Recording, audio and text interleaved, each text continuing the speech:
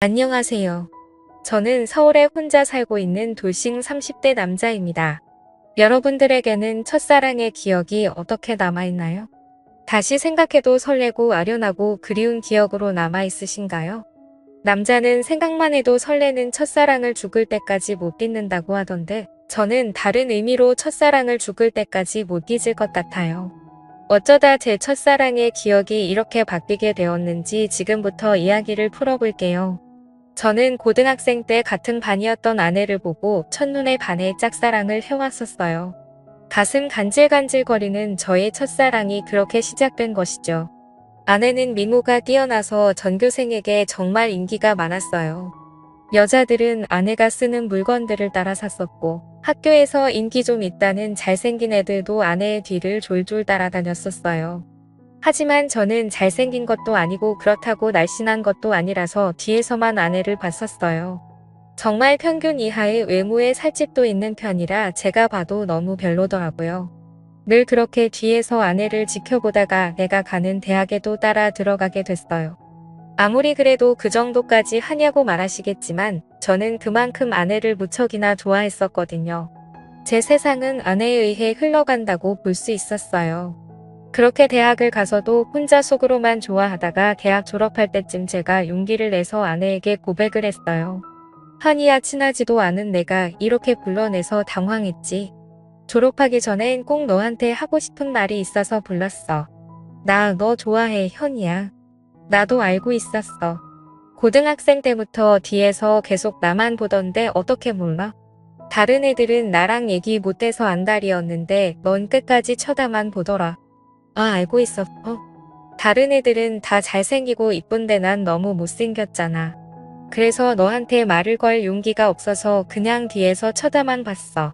차라리 말을 걸지 그랬어. 뒤에서 쳐다만 보면 얼마나 무서운 줄 아니? 장난이야. 오히려 다른 애들과는 다르게 특이해서 자꾸 눈길이 가더라고. 아, 그랬어? 그럼 계속 특이한 애로 남게 오늘도 말 걸지 말 걸 그랬나? 나 근데 정말 너 좋아해. 대하까지 따라올 만큼 진짜 진심으로 좋아해. 대하까지 따라온 거야. 내가 뭐라고 이렇게 좋아해 주는 거야? 나 정말 별거 아닌 사람인데. 아니야, 너만 보고 있으면 주변이 환해지고 너가 웃을 때마다 내가 행복해지는걸. 이젠 졸업 앞두고 마지막이라고 생각하고 말한 거야. 부담 가지지 마. 대답 안 해줘도 돼. 왜? 난 대답하고 싶은데. 원래 고백은 대답 들으려고 하는 거 아닌가? 나는 좋아, 우리 한번 만나보자. 아직 어리니까 가볍게 만나보고 아니면 그때 헤어지면 되지. 저는 인생은 믿져봐야 본전이라는 생각에 당연히 찰 것이라고 예상하고 고백한 것인데 예상 밖으로 아내는 활짝 웃으면서 저를 받아주더라고요. 그렇게 저희는 얼떨결에 연애를 하게 되었어요. 남들과 똑같이 데이트도 하고 사랑을 나누었죠.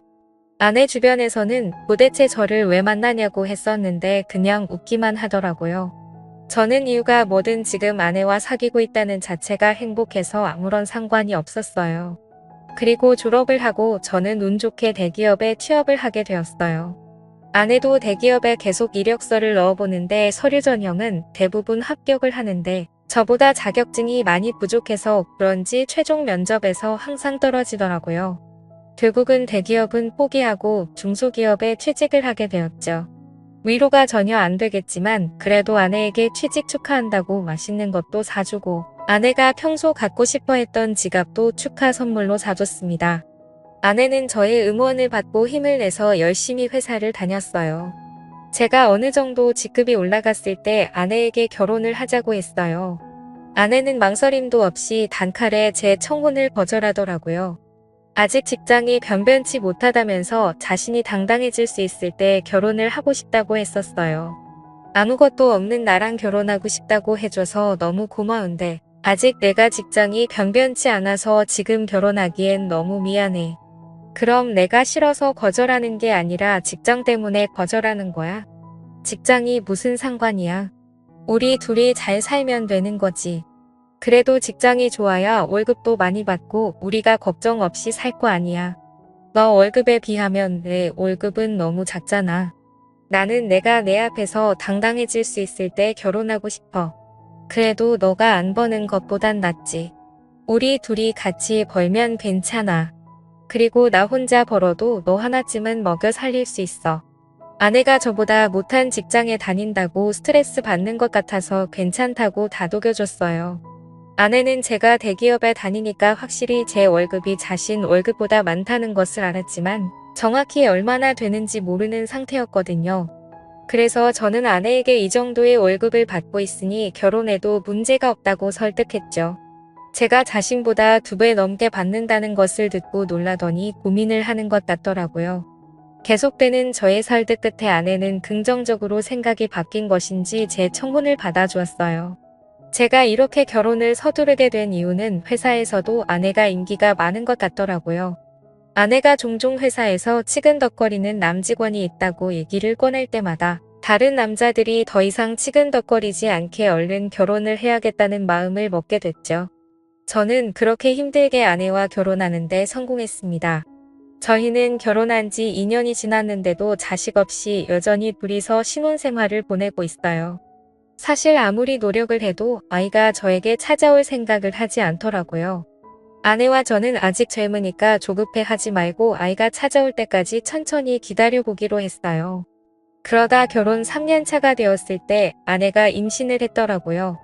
저희 부모님은 아들이든 딸이든 상관없다며 너무 수고했다고 고맙다면서 아내의 손을 꼭 잡고 오셨어요. 아내도 어머니의 눈물을 보고선 살짝 눈가에 눈물이 고였더라고요. 며느리 아끼는 시부모님 덕분에 낙동강 오래 할 신세가 된 저만 힘들어졌었어요. 아내 회사가 중소기업이어도 설립자가 여성분이어서 그런지 복지가 대기업 못지않게 좋더라고요. 아내는 일을 하면 스트레스 받을까봐 아이를 위해 휴직을 하고 집에서 쉬고 있었어요. 혹시나 쉬면서 집안일이라도 할까 어머니께서 집에 오셔서 아내 대신 집안일을 다 해놓고 가시더라고요. 저도 퇴근하고 오면 어머니의 잔소리를 듣고 아내의 시중을 들기 시작했고요. 아내 시중을 들면서도 저는 태어날 아이 생각에 하나도 힘들지 않았고 행복했어요. 저희는 아들, 딸 구애받지 않으려고 병원에 검진을 가도 성별을 알려고 하지 않았어요. 출산하고 아이를 보러 신생아실에 갔는데 아내를 아주 속배 닮은 귀여운 딸이더라고요. 엄마를 닮아서 그런지 아이의 얼굴이 벌써 완성형이라고 호들갑 떨었다가 아내한테 주책이라면서 벌써 딸바보 됐냐고 등짝 한 대 맞았네요. 아내 손이 매운 편인데 저는 그날 아무리 맞아도 아프지가 않고 오히려 간지러웠어요. 이래서 다들 딸 낳으면 딸바보가 되는 건가 보다 싶더라고요. 딸이 태어난 지 이제 1년이 넘어가기 시작했을 때 저는 집 앞에서 충격적인 장면을 목격하게 됐습니다. 제가 직급이 올라가면서 회의다 뭐다 여기저기 불려다니다 보니 정시 퇴근하는 아내가 항상 저보다 먼저 집에 와 있었어요. 그런데 제가 몸이 안 좋은 것 같아서 회의에 참석하지 못하고 집에 바로 온 적이 있었어요. 차를 주차하고 내리려고 가방을 챙기는데 어떤 차에서 내리는 아내가 보이더라고요. 아내는 운전면허가 없어서 항상 제가 데려다 주거나 대중교통을 이용해서 출퇴근을 했었거든요. 저는 처음엔 동료가 데려다 준 거라고 생각하고 신경을 쓰지 않으려고 했었어요. 그런데 아내가 집에 들어가려고 할 때 남자가 차에서 내리더니 아쉽다는 듯 아내의 손을 잡더라고요. 저는 내리려고 손잡이에 올린 손을 떼고 그 모습을 어처구니 없이 쳐다보고 있었어요. 아내는 남자를 보면서 웃고 있고 남자는 잡은 손을 앙탈 부리듯이 흔들고 난리도 아니더라고요. 다른 사람이 보면 그 둘이 부부인 줄 알겠더라고요. 하필이면 제 차가 입구 정면에 주차하고 있어서 제 블랙박스에 그 장면이 그대로 다 찍혔었어요. 저는 차 안에서 나오지 않고 아내가 들어간 후에도 그 장면만 계속 돌려보고 있었어요. 잘못 생각한 거라고 현실을 부정하려 했지만 보면 볼수록 외도가 맞는 것 같아서 화가 나더라고요. 더 확실한 증거를 잡아야겠다는 생각에 저는 집으로 바로 들어가지 않았어요. 차 안에서 쉬다가 원래 제가 퇴근하던 시간에 맞춰서 집에 들어갔죠. 아내가 웃으면서 저한테 왔냐고 말하는데 온몸에 소름이 돋았어요. 저는 아무것도 못 본 사람 마냥 아내에게 평소와 다를 것 없이 똑같이 대했었어요. 아내가 음식을 하는 동안 혹시나 다른 증거들이 나오지 않을까 싶어서 아까 아내가 입고 있었던 코트를 뒤졌는데 아무것도 나오지가 않더라고요. 저는 아내가 잘 때 휴대폰을 몰래 확인해 보기로 마음먹었습니다. 아내가 먼저 잠든 것을 확인하고 휴대폰을 들고 조용히 거실로 나왔어요. 잠금이 걸려 있었는데 비밀번호가 딸 생일이라고요. 저는 고민할 것도 없이 제일 먼저 카카오톡을 들어가 보았어요. 전부 회사 직원들과의 단톡이나 제가 알고 있는 고등학교 친구들과의 단톡이었는데 유일하게 한 사람만 개인톡을 하고 있더라고요. 저장명도 심상치 않은 게 제 직감으로는 이 사람이 아까 아내를 데려다 준 사람이라고 생각했죠. 개인톡을 들어가 보니 역시나 제 예감이 딱 들어맞았더라고요. 아내가 저랑 연애했을 때보다 그 사람이랑 더 달달하게 카카오톡을 주고받았어요. 그런데 두 사람이 사귄 지가 꽤나 오래된 사이였던 것 같았어요. 같이 데이트하면서 찍은 음식 사진에 남자가 살짝 걸려있는 사진들과 대놓고 찍은 커플 사진들도 있길래 모조리 제 휴대폰으로 옮겨 놓았어요. 그리고 다음날 아침밥을 먹으면서 아무렇지 않은 표정으로 평소 대화하듯 아내에게 이혼 서류를 준비하라고 했어요. 아내는 잘못 들은 건가 싶은 표정으로 갑자기 무슨 소리냐고 하더라고요. 저는 아무 말 하지 않고 커플 사진을 아내의 폰으로 전송했어요. 방금 내가 당신한테 사진을 하나 보냈는데 그게 우리 이혼 사유야. 그러니까 군말 없이 퇴근하면 이혼 서류 준비하고 당신 짐 싸놓고 있어. 여보, 내가 미안해. 다신 안 그러게. 잘못했어. 내가 당장 그 남자 정리할게. 우리 딸을 봐서라도 이혼만은 안 돼. 엄마는 아빠 없는 애로 키울 수 없잖아. 안 그래? 그걸 아는 사람이 남편 두고 이렇게 딴 남자를 만나고 있었던 거야. 저번에 친구랑 저녁 먹고 온다고 했던 날도 그 남자랑 먹었더라. 그땐 정말 아무 사이 아니었어. 그날은 둘 다 상사한테 엄청 혼나고 퇴사 고민할 만큼 힘들길래 같이 저녁 먹으면서 하주연하고 헤어진 게 다야. 진짜야. 거짓말 치지 마. 내가 그전 대화까지 안 봤을 것 같아? 내가 사진만 대충 본 줄 아는 거냐고. 대화 내용까지 다 봤는데 왜 거짓말 치는 거야? 나도 모르겠어. 이렇게 거짓말해서라도 당신 잡고 싶었나 봐. 내가 잘못했어. 나를 욕해도 좋아. 그런데 이혼만은 절대 안 돼, 여보. 그래. 그럼 지금 그 놈이랑 당장 헤어져. 그렇지 않으면 난 무슨 짓 할지 몰라. 당신 회사에 불륜 증거 다 뿌리고 이혼할 수도 있어. 아내는 회사에 불륜 사실을 알리겠다고 하니 당장 그 남자에게 전화해서 이별을 통보하더라고요. 그리고 며칠 뒤 아내한테 들은 얘기인데 아내와 헤어지고 그 남자는 이직을 했다더라고요. 아내로 이직했는지는 모르고 남자가 휴대폰 번호를 바꿔버려서 만약에 다시 만나고 싶다고 한들 만날 수 없는 상황이라고 확실히 관계가 끝났다는 것을 말해줬어요. 저는 제가 있는 앞에서 이별을 통보했던 아내라 저 말을 의심조차 하지 않고 믿었던 것 같아요. 조금이라도 의심해보고 제가 직접 알아봤어야 할 내용이었는데 말이에요. 그리고 저희는 다시 예전 신혼 때처럼 관계 회복에 성공했어요. 아내가 미안했는지 그 사건 이후로 제게 과하다시피 너무 잘해주더라고요. 그 행동도 의심해봤어야 했는데 말이에요. 그 사이에 귀여운 딸이 저희에게 한 번 더 찾아왔어요. 이번에도 아내를 쏙 빼닮아 너무 이쁘더라고요. 어쩜 두 딸 모두 좋은 유전자만 받고 태어난 건지 눈에 넣어도 안 아플 지경이었어요. 제가 한동안 딸 보는 재미가 얼마나 쏠쏠했는지 몰라요. 주위 사람들한테 요즘 딸 보는 맛에 산다고 말하고 다닐 정도였어요.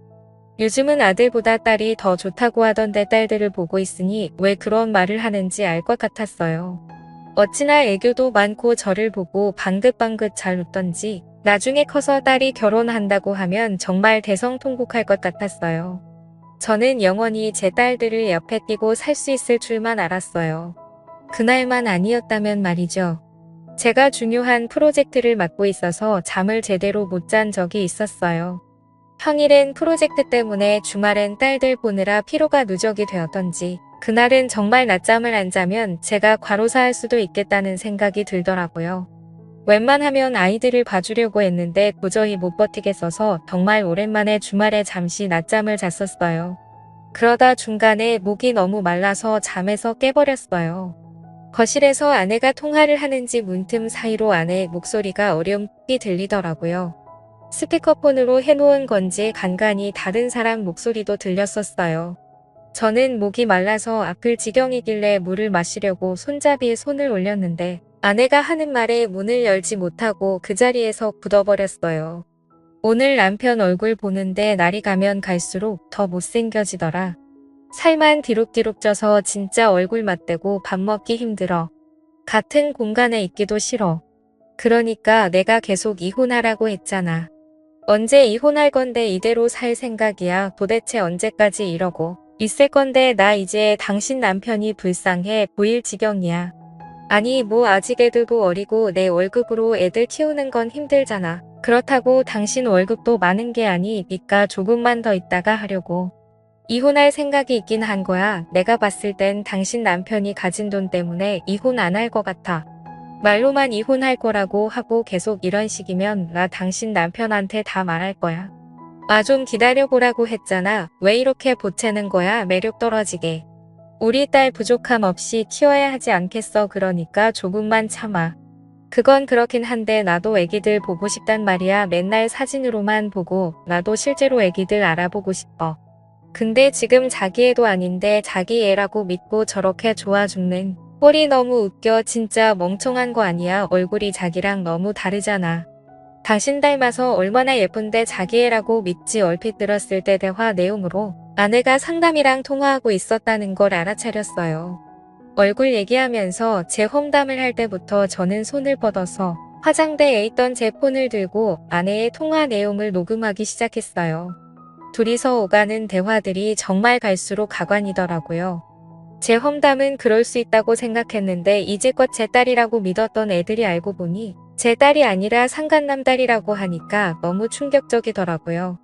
저는 들고 있던 폰을 바닥에 떨어뜨렸고 그 소리에 아내가 놀란 듯이 황급히 전화를 끊더니 방문을 열고 불을 켜더라고요. 불을 켜자마자 바로 앞에 서 있던 저를 발견하고 놀라서 소리를 질렀더라고요. 여보, 당신 언제부터 여기 있었어? 혹시 내가 통화하는 걸 들은 거야? 어디서부터 들었어? 다 들었어. 너 당장 내 집에서 나가. 더 이상 내 목소리 듣고 싶지 않으니까. 아무 말 하지 말고 지금 조용히 그대로 문 열고 나가. 여보, 이거 오해야. 내 말 좀 들어봐. 당신이 지금 어디서부터 뭘 들었든 다 오해야. 그러니까 이거 드라마 얘기야. 내가 요즘 보는 막장 드라마 있는데 그 얘기하는 거였어. 내가 방금 분명히 당신 목소리 듣고 싶지 않다고 말했을 텐데. 나가 안 나가. 못 나가겠으면 내가 나가게 만들어줘. 아이들 데리고 당장 나가. 여보, 내가 정말 미안해. 나 여기서 절대 못 나가. 한 발자국도 안 나갈 거야. 여기서 나가면 정말 갈 곳이 없어. 그러니까 제발 한 번만 봐줘. 괜히 입만 아프게 더 말할 필요 없고 여기 있는 물건들 다 내 돈으로 산 거니까 그대로 두고 귀찮게 짐 쌀 필요 없이 몸만 나가면 되겠네. 아이들 데리고 나가. 아내는 계속 나갈 수 없다면서 제 바지가랑이를 잡고 늘어지더라고요. 우리가 싸우는 소리에 놀란 애들도 울고 물고 난리가 났었어요.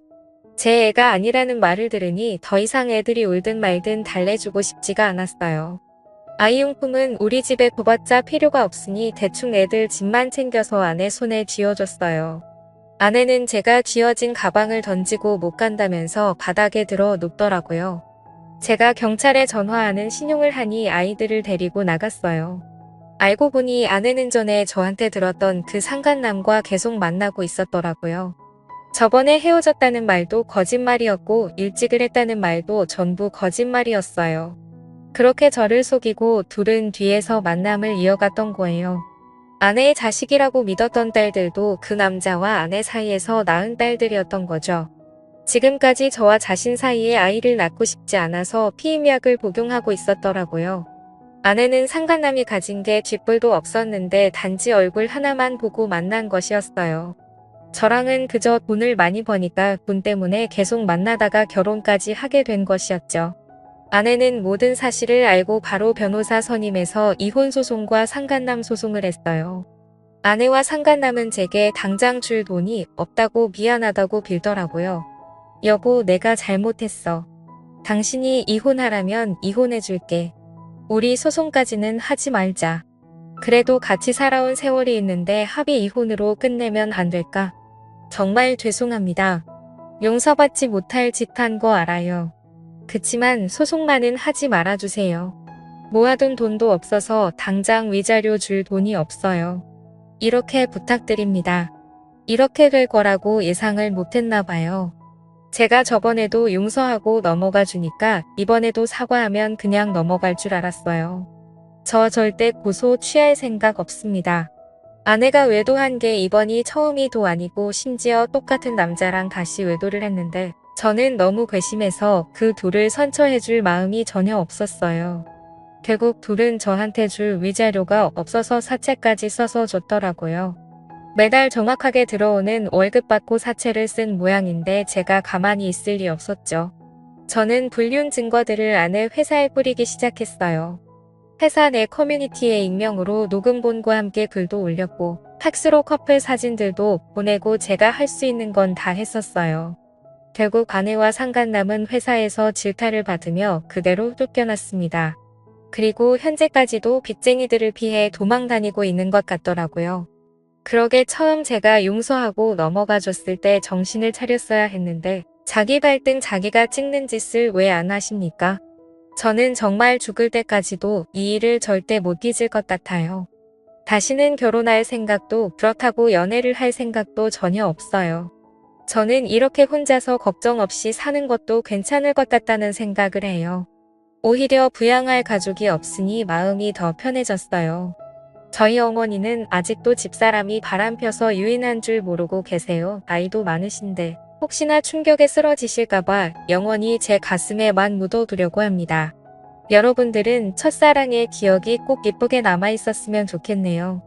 지금까지 제 이야기 들어주신 모든 분들께 감사합니다. 모두 가족들과 행복하고 따뜻한 겨울 보내시길 바랍니다.